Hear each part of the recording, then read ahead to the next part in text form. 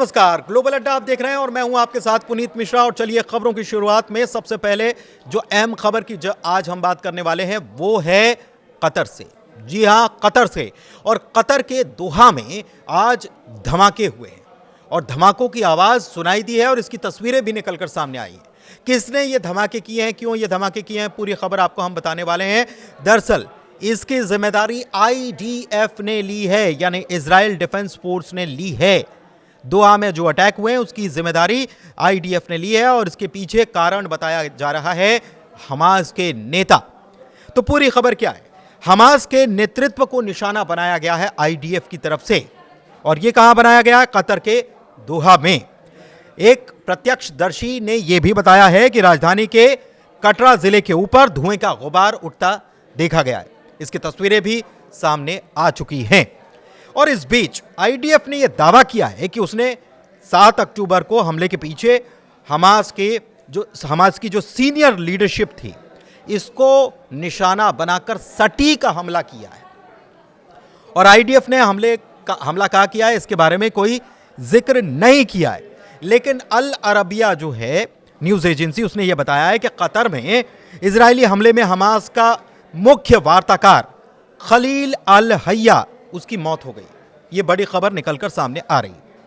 अब यह पूरा क्या चल रहा है यह भी आपको समझाते हैं।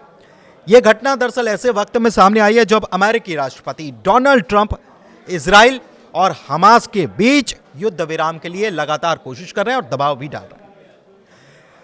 ट्रंप ने हाल ही में रविवार को एक बयान दिया था और कहा था कि इजरायलियों ने भी मेरी शर्तें मान ली हैं, हमास को भी मान लेना चाहिए।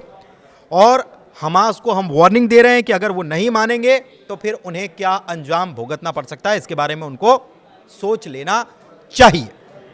हालांकि हमास की तरफ से भी इसके बाद यह कहा गया कि वो युद्ध विराम समझौते पर पहुंचने के लिए अमेरिका की तरफ से जो विचार आए हैं इसको तुरंत मानते हैं और तुरंत प्रभाव से बातचीत के लिए, मीटिंग के लिए टेबल पर बैठने के लिए तैयार हैं।